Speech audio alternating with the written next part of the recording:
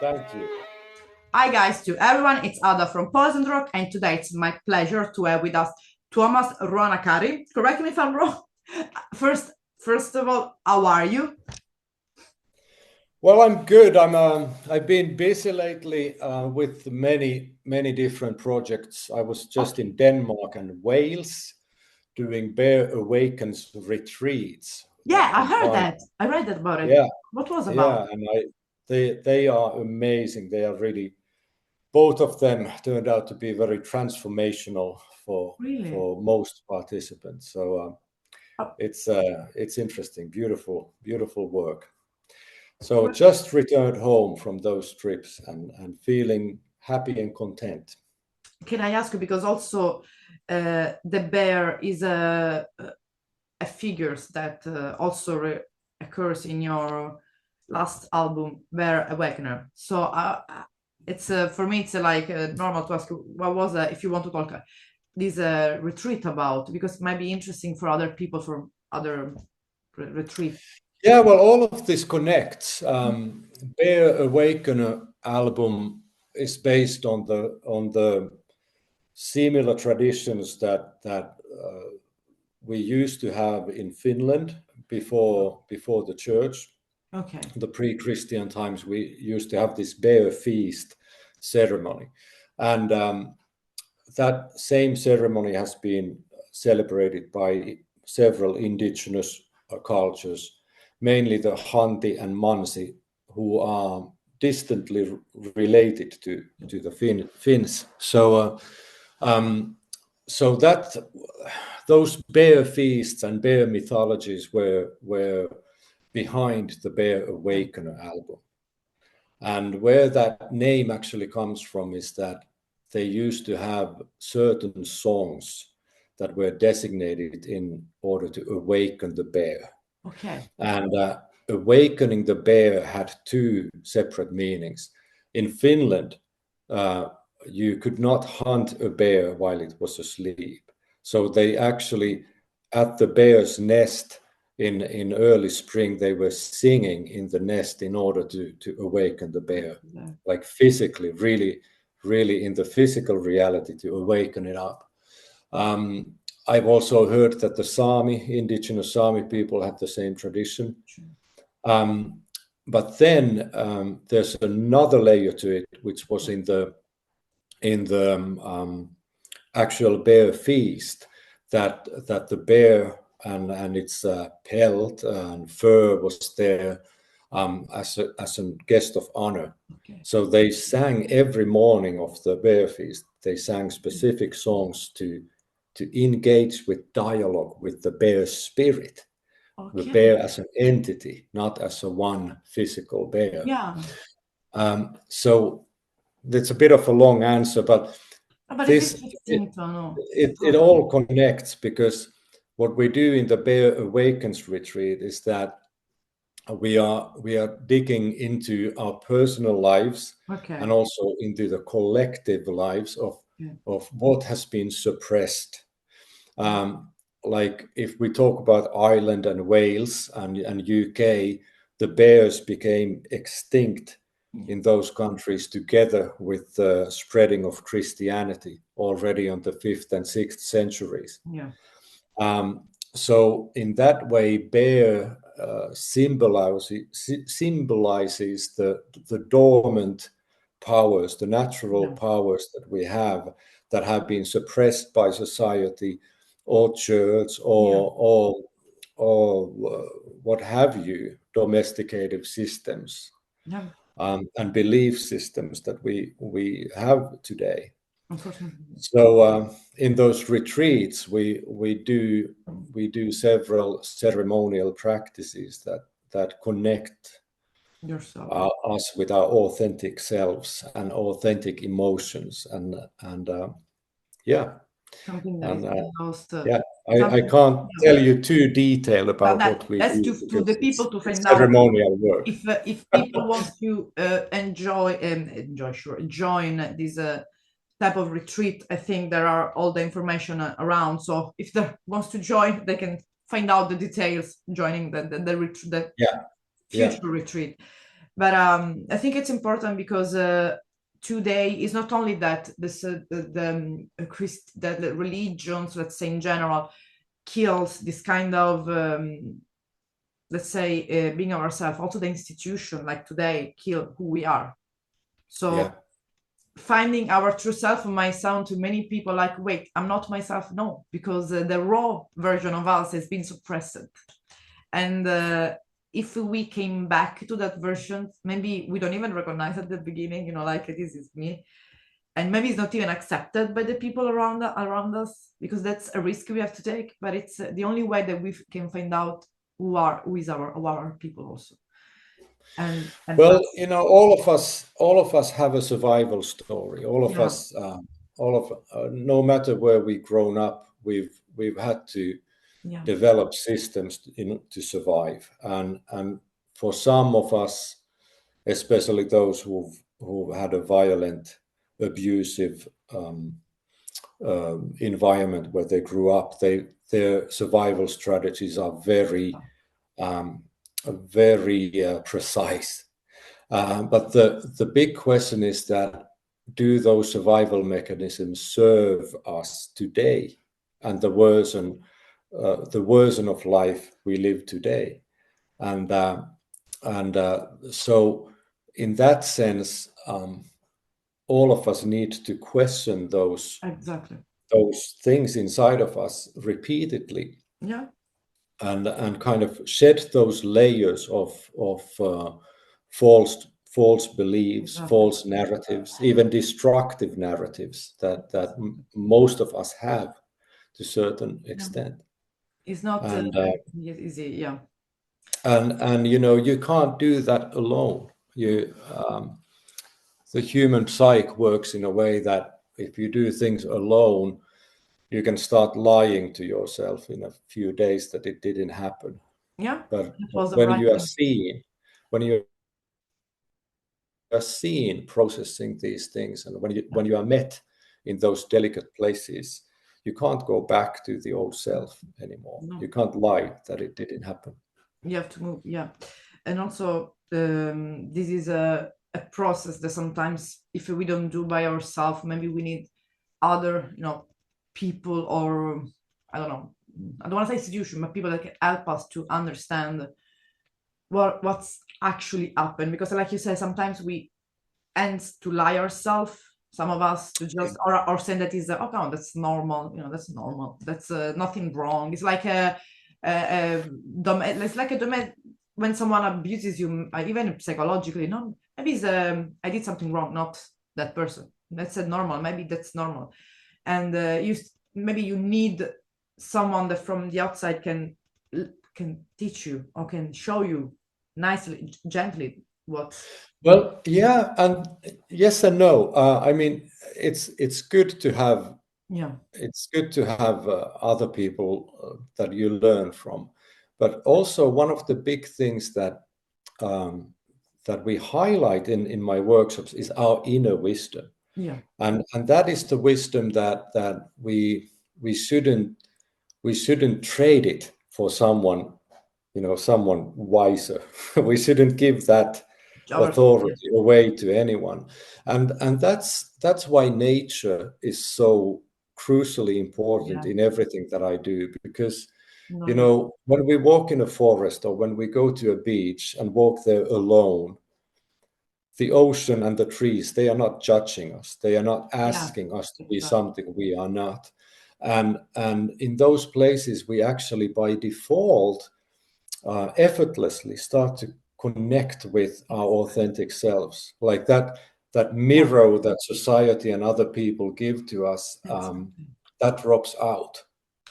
And so there's always a danger following a teacher or shaman or guru. There's always a danger of falling into some kind of a cult. But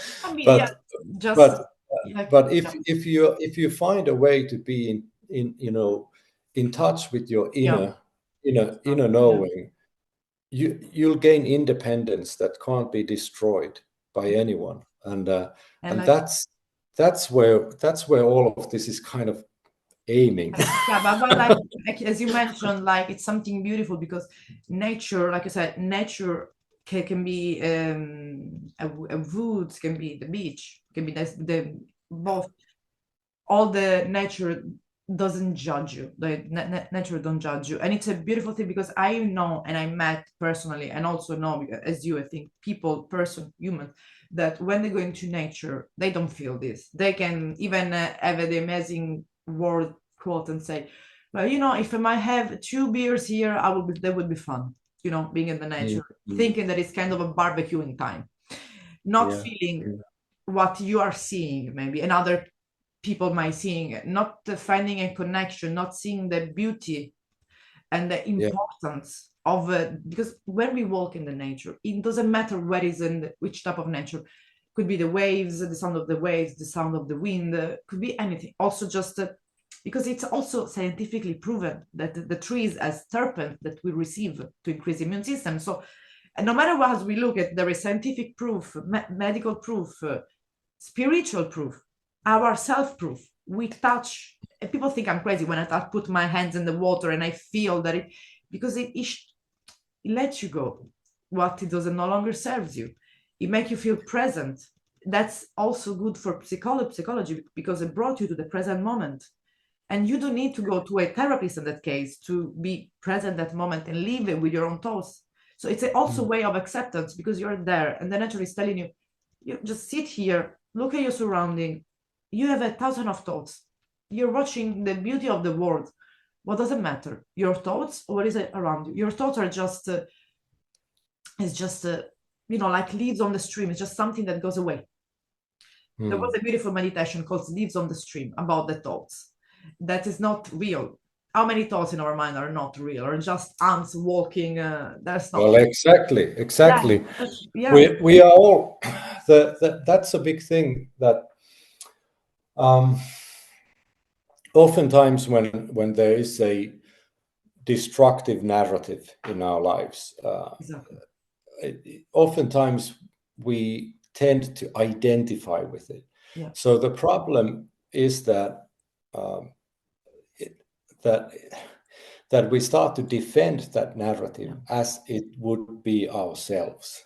Yes, exactly. You know, so we kind of connect those two things together, and this is what we see in the world with all ideologies, political movements, and what have you. That all of a sudden the threat to that ideology is actually a threat to you as a person and your identity, and that should never be the case. You know, no matter what the ideology is, that shouldn't be the case. Like. And also, in a more personal level, let's say that you've suffered from chronic pain issues for a long time. Well, pain is not going to go away in life. Pain is part of life, but you do not need to identify as the one in pain. And that kind of separation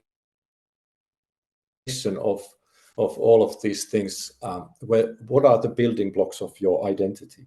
Are there your past experiences and the thoughts and stories and whatever kind of things that you've made to believe in certain way, or are they something that actually can't be destroyed, something that are inside of you and also maybe outside of you in a greater sense. You know, so these are the essential questions to life. Yeah, of course. And of course, bringing this essential question, it's because, of course, like we mentioned, your last album released in 2025, Beer Awakener, and but there was the first one, was the first one Shamanic Violin, your own solo as a solo project? Yeah, Shaman Violin was the title of the first one, and the first album came out from because I already in my childhood I had this tendency to fall into deep trance states while playing the violin. So I actually lost the sense of place and time, which is quite common. But I also lost the sense of myself as a physical being. So and that seems to be quite rare. So since childhood, I've been curious about these mechanisms of consciousness and existence, and what can music do? Because like I've had some of my experiences that I've had through playing music sober are actually equivalent for something that other people have felt in with plant medicines. So I've always had this curiosity of how far can music take us in our path. That's a beautiful point of view. And so the first album was a result of this research. Like at that time, it was released in 2009. So at that time, I didn't even talk openly about these trance states and these experiences. But then to relearn that, because as a child it happened to me. It was something that happened to me. It was not something that I did to myself. So as an adult, and through studying these Siberian shamanistic practices and songs, and especially studying the music, I relearned how to do it. So today, going to these trance states is a practice that I can consciously choose to do. And that's the big difference. And the shaman violin started out of that. It was a result of that process of studying the Siberian shamanic music and then doing it with my own violin in order to reach again to these trance states. Because it's because of course shamanism, let's say that it's mainly, at least for let's say for the Western people, it's always known to use to do it with shamanic drums. But I think you can do it because talking with the Siberian band Itlam, they explain about that what we see in shamanism, just the drum is just a small part. You have different you can reach the shamanic state with all other let's say with also other instruments, for example. So I wanted to ask you like about of course, and the tradition is rich. Like in South America, they different kind of shakers are quite often used, and you don't see the drums that much. And of course, singing has always been a way to talk to the more than human and connect with the world in a different level. And I actually like a lot about this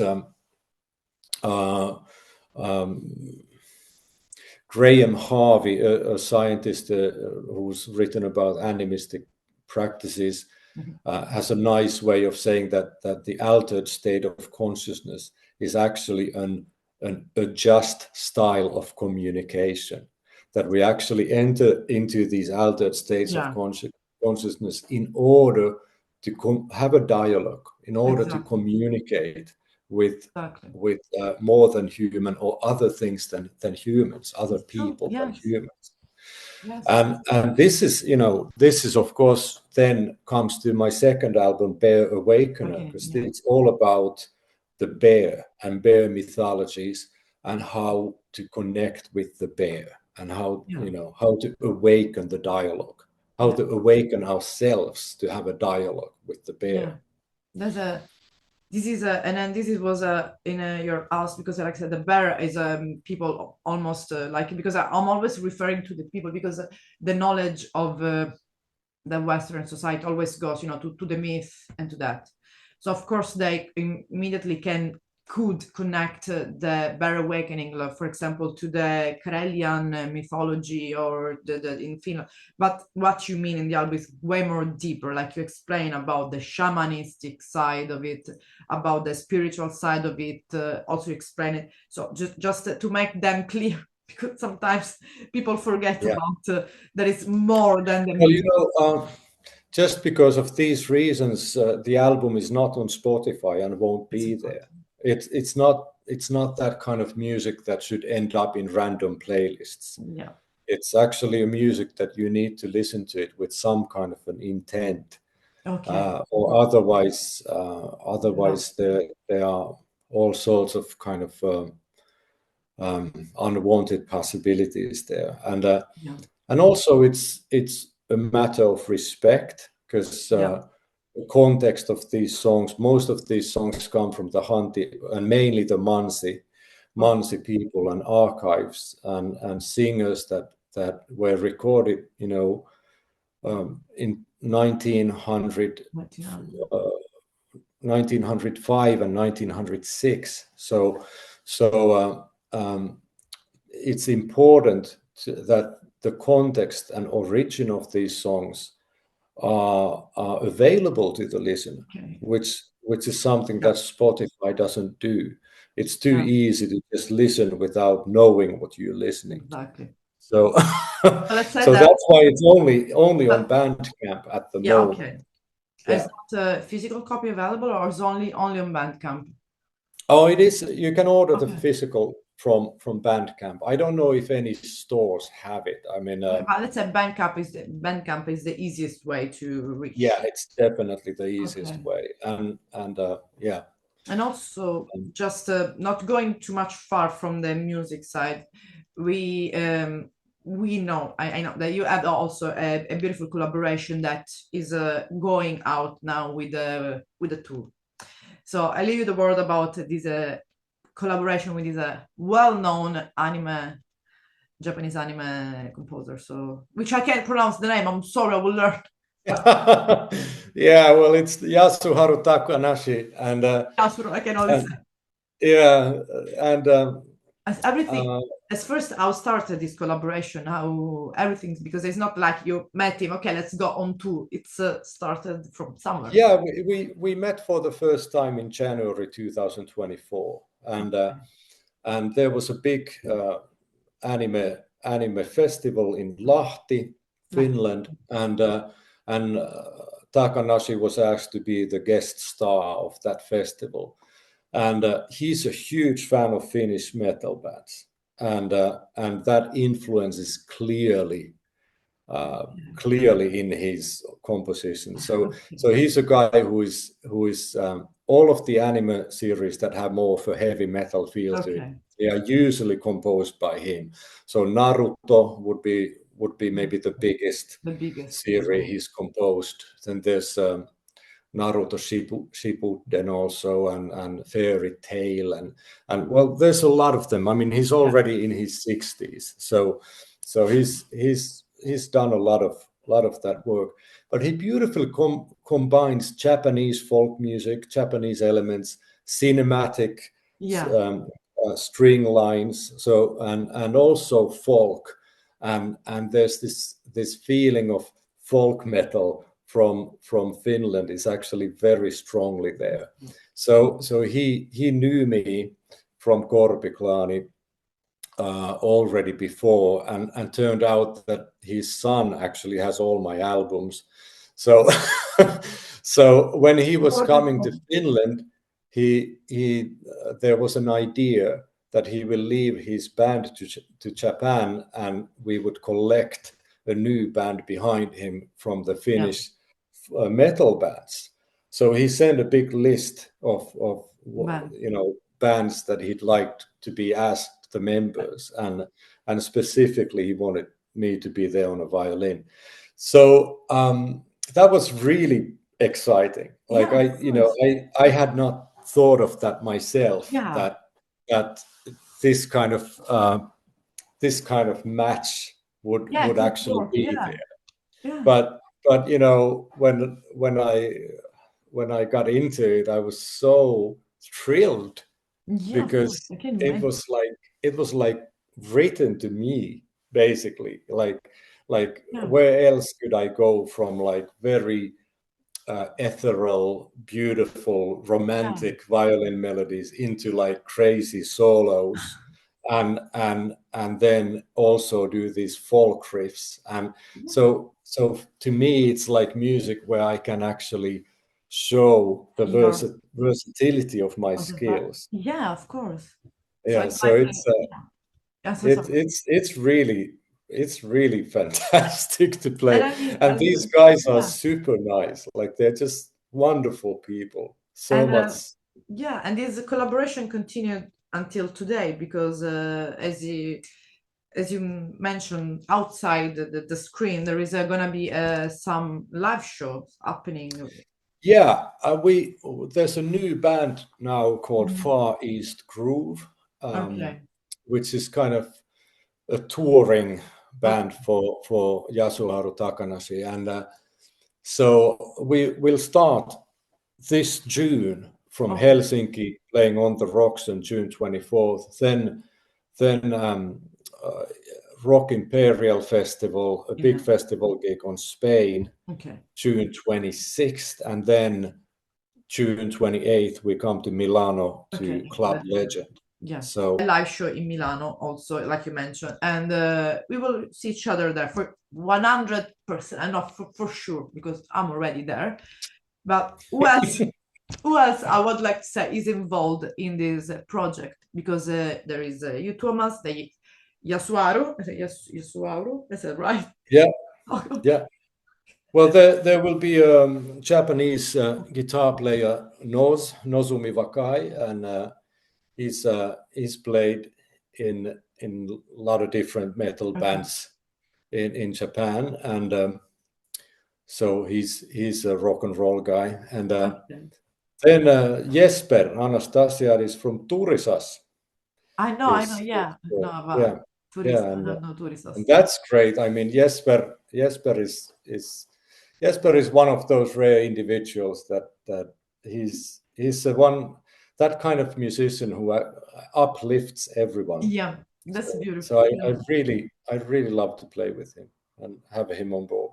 And then another Finnish drummer, Tino Jäntti. And I haven't met him before, so I don't know him. So you have to start to rehearse to make rehearsal. Yeah. And and that's it. Then there's a Japanese guy, Funta, who's playing on the keyboards and programming things, and because of course putting things again. So it's kind of Japanese Finnish mix of people. Because hearing from let's say the always from an outer perspective, like the influence of those musicians, and this also came from like anime, Japanese music. People can expect like, what do we have to expect? Music from anime, or it's more open? It's like more experimental.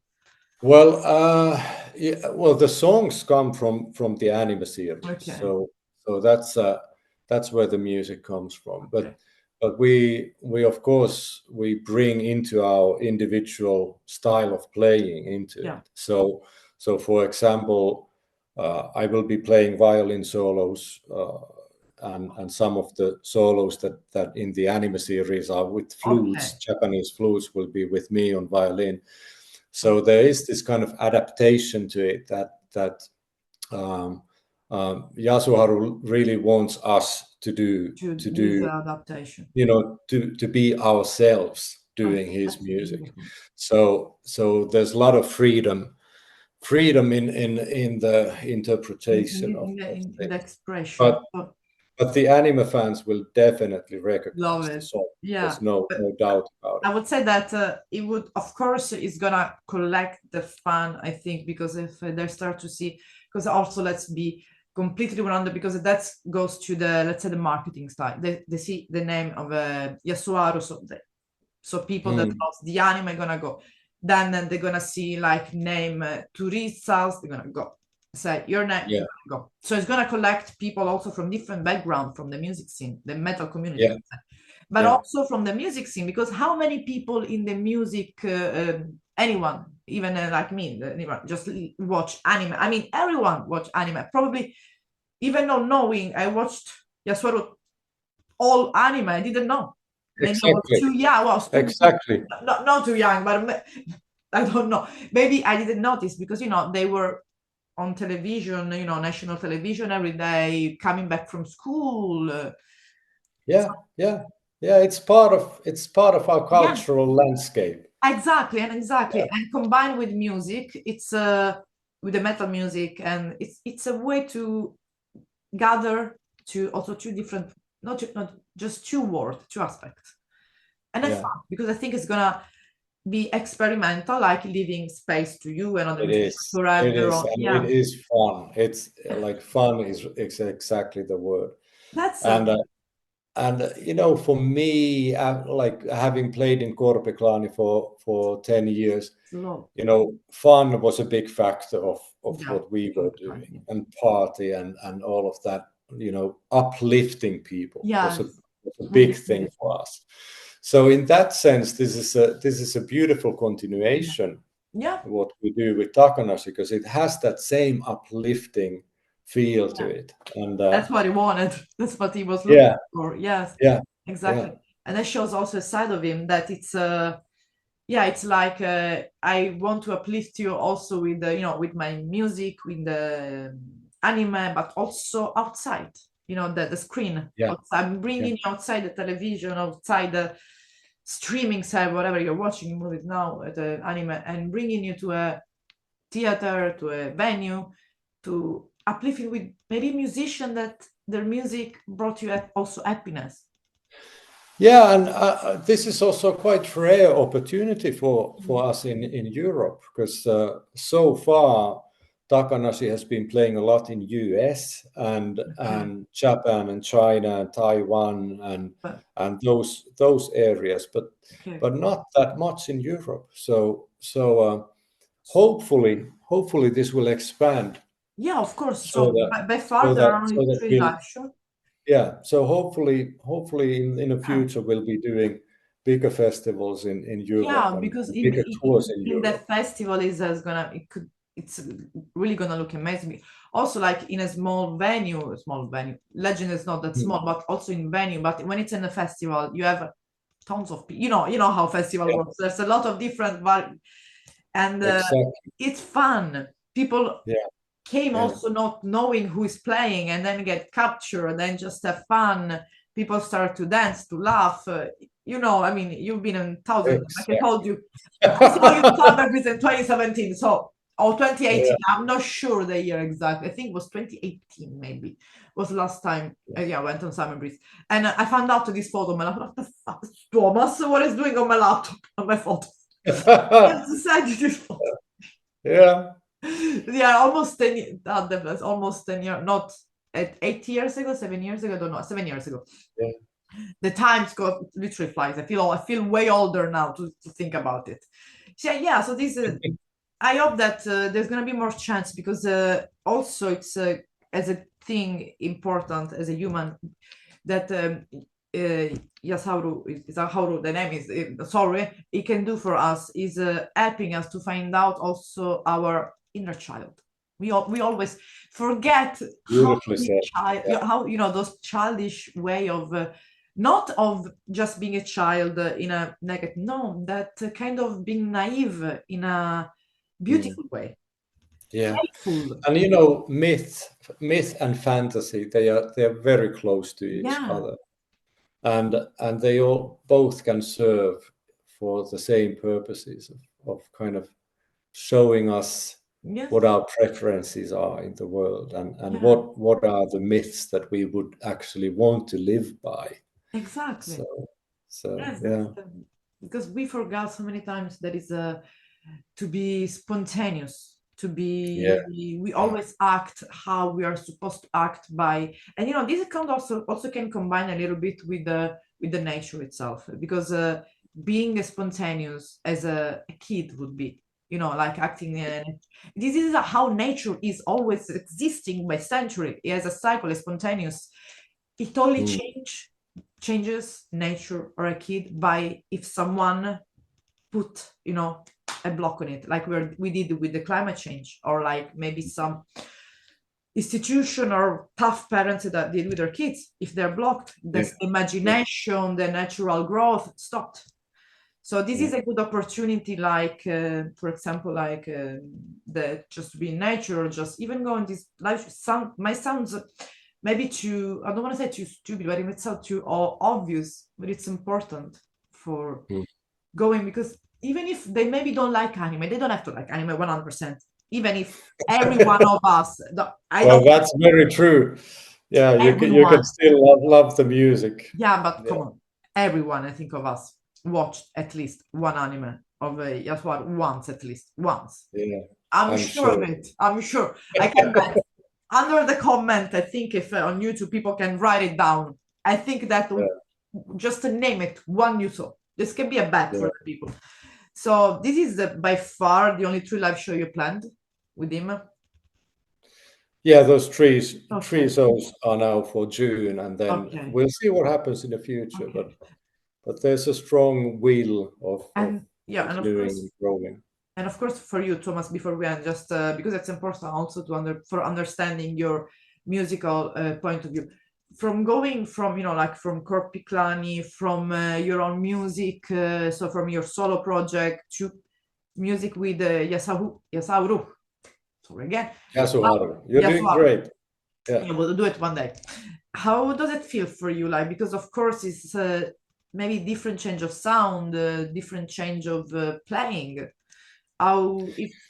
Yeah, well, to me, I could never find happiness in doing just the one thing in my life. Like I've since my earliest childhood, I've been juggling with many different things and trying out different things, and that's a big part of my lifestyle. So even while I was in Korpiklani, I had to have people to sublet me to some shows because I needed to do other things on the side, and so I could never commit to Korpiklani in that level that the band would have wished for.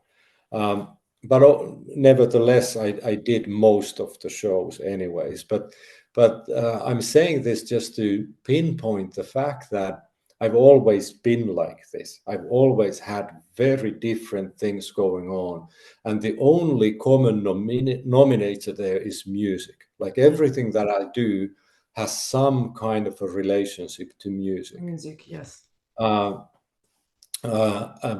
what it is the world without music can be quite difficult to figure out. Yeah, I mean, without music, I think music. I mean, not it's the most important. I mean, the sound. I've never liked genres. I've never liked to be kind of identified. I think genres are just putting creativity in a box, and then now we have it in a box, so now it's easy to market. And this is actually one of my personal challenges in my career, and especially with my solo things, that even though there is a certain style to what I'm doing in my solo things, it doesn't belong to any box. So it's somehow difficult to sell it because it's not a box that you can sell to people, So, but that's, I think most of musicians feel like that we actually enjoy playing a lot more, wider variety of music than what we are known for. Of course, So, and that, that's, I think my life is a manifestation of that. Sometimes leading a workshop where people cry and sing at the same time, and doing ritual laments, and sometimes playing with anime songs, and sometimes playing these shamanistic songs from Siberia and Finland, and so and sometimes yesterday I practiced a little bit bass playing and played some MC Hammer you know, just to amuse myself, you know. It doesn't have to be, because people always they are easy to label, like, oh, you know, like you are in that band and you make that type of rock, for example, and then they find out that I don't know, the bass player, let's say, for example, or the drummer, they listen to rap, for example, or they have another project doing rap. I know a native DJ, Native American DJs. They do techno, like acid techno. So you see this, they look like metalhead, but then they have a folk project, and then they have a black metal project, because there are many faces. Maybe with that they are fun and they are free, they feel free with that style, and then they go to the spiritual one. They could be the folk one, and then they go to the, you know, their taste could be black. I think that any of us, it's his own inspiration. Tomorrow I would like to, I listen, let's say, I don't know, Iron Maiden. After 1 hour I listen Shatter. What's the problem? I think, you know, life is too short for all the explorations that I'd like to do, and so I just, you know, I just take every opportunity that I have that speaks to me. Of course. And even if it doesn't speak to me, then I need to ask myself why. And if I don't have a clear answer why, then I maybe do it anyways, you know, because there might be something that I discover by doing it. Something new. Yeah. And one thing that I always saw, that I started to find out, also thanks to doing interviews and thanks to being more into the folk scene, is that I didn't know nothing about the you know, how to connect, for example, what I'm doing in my work, like with naturopathy, holistic meditation, mindfulness, whatsoever, with the music. I was like, these are two separate worlds. But then starting to interviewing, I don't know, folk musician, and then a little bit, and then you started to interview and talk with people that are maybe only, I don't know, only yoga teacher, for example. Because they're always a common denominator. So, and it's interesting because at the end you talk about music, yes, but it goes way far. Also in band, for even extreme band, like for example Nile, which is an we ended up to talk about history. So when you got the point when you can explain and you can talk about other topics that are maybe close to music or far from music, it's important from the fan or the listener to see the other aspect, because that's what it's also important, because music, it's beautiful to hear, but if I can know and understand also the point of view, or a little, I can see a little bit of the person that is making that music, I think it gives more value to it. And maybe even if you don't like the genre, at the end you're gonna start to like it because you like the person. Because for me, I think, you know, I think one of the big problems today in this over commercialized culture we live is that we tend to ask first, do I like this or not? Yeah. And at the end, that's not relevant in a beginning. You know, it's relevant after some time, but as a kind of first impression, like, do I like this or not? It shouldn't be like that. Like, you know, back in the days when you had to, you know, like if you were into black metal, for example, you had to post money to Sweden, and you had no clue if the album is coming to you or not. You waited for a couple of weeks. When you finally got that album, you weren't thinking, do I like it or not? You were just simply wanting to understand what arrived in the mailbox. And I don't think, you know, art or music is about understanding it. Like David Lynch said that why do we insist in understanding art? Because we don't understand life. Yes. So it's not so much about understanding, but it's even less about liking, you know. So it would be good to approach everything that we hear kind of like, okay, I'll give this my full attention, my full focus. I allow this music to show me something, and I'm curious to understand why this person did this, why did they make the effort of doing all of this? Yes. And if it opens up, then I can decide if I like it or not. Exactly, because I go how like I feel with that person. If I have to listen to music that the person that composed the music doesn't feel somehow good or right with who I am, or maybe somehow is not the best person, I can't. Today, maybe because I start to do this whole interview, and that's how I start to. I can't. Maybe I listen one of those songs because maybe I grew up with it, but something stopped me because it doesn't align me. I'm not true to myself. The music maybe speak less to me than to another. But then I find out, I don't know, band Possessed. I never listened that metal. Never. But Jeff is an amazing human being. And then I start to listen to them. Because I knew that the music was coming from, it was extreme, but it was coming from I don't know, it's a heart, like a scream over that moment, the still in time of their period. And that's something that I like and always suggest to the people to do, to take time to listen to music, to get to know also who is behind the music, the composer, the drum, each member, just to know them. If they have other projects, it's important. Because it's like when you were Corpiclani, people only focus on you on Corpiclani. Meanwhile, you had the first shaman violin out. So in that way, they know you both sides, both versions of your music. That was an important thing. And people, I think already, they may have do it already back then.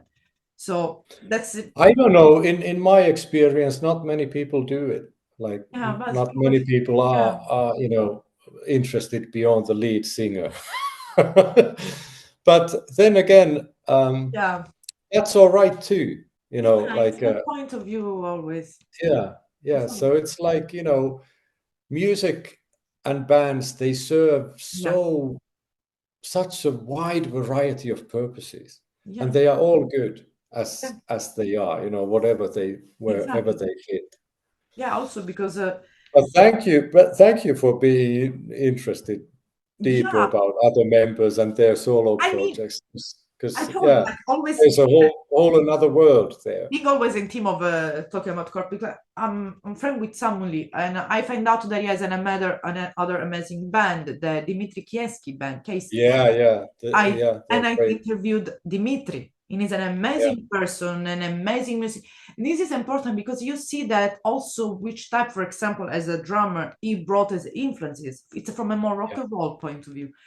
And from Dimitri, talk about rock and roll in Finland as music. That's important. So you see how everything is connected. It's like just because I was watching a Cher musician, I think, live show because I love her. There is Joel Orchestra from Whitesnake. And with Cher, you might ask, what's going on? You see different side of musician. And it's important always to know who is because also, like I said, the influences. It's like your music, or also what they like to do. Not like to do as activity or hobby, but like you mentioned, you were doing the retreat. You were all about also the culture. There is a word, and I think that can also inspire people. I wouldn't be here for a lot of there were a lot of amazing folk musicians, including yourself. I wouldn't be here like having my shamanic drum or tagelarpa. I didn't even know what was tagelarpa before, and then I saw Eldrim playing tagelarpa, and I thought, I want that. This is because you open your mind, and that's why I think that's why people should give at least a chance to this live show. I'm speaking for Italian people for in Milano, the 28th of June at Legend Club. Repeat. So, because they find out maybe, I don't know, that they're gonna see different music that maybe they never know, or maybe they're gonna start to rediscover the love for the anime. Who knows? Exactly.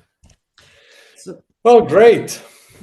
So just so what can I say, Tuomas? Let's see you then in June, because I'm there. I mean, I'm already there since the 24th since even before, so I'm gonna be there. So for sure, hit me up when you are in Milan. We're gonna meet a legend. Sure. Yeah, we'll see. We'll meet there. Of course. I know that it's close to, I don't want to say where my aunt lives, but it's close to my aunt's house, so where I'm going to stay. Yeah, take your aunt with you, you know. Yeah. It was a pleasure doing this interview for people that don't know, redoing it because we're doing it again.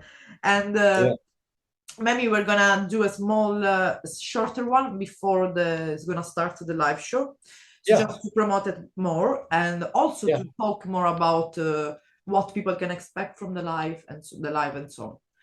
So this was more about everything. And just so people, if they want to buy your music, is all on Bandcamp. Yeah, exactly. Go to Bandcamp and find it there. Okay. Thank you so much, Tuomas. It was a pleasure, and I wish you a good day. Yeah, a good rest of the day. But because for you it's 5:30. Okay. Yeah. I'm gonna go to see a theater performance later this night. Okay. Tonight. Have a beautiful evening. Okay. It was a pleasure. Wonderful. Bye to you all. Bye, Tuomas. Bye.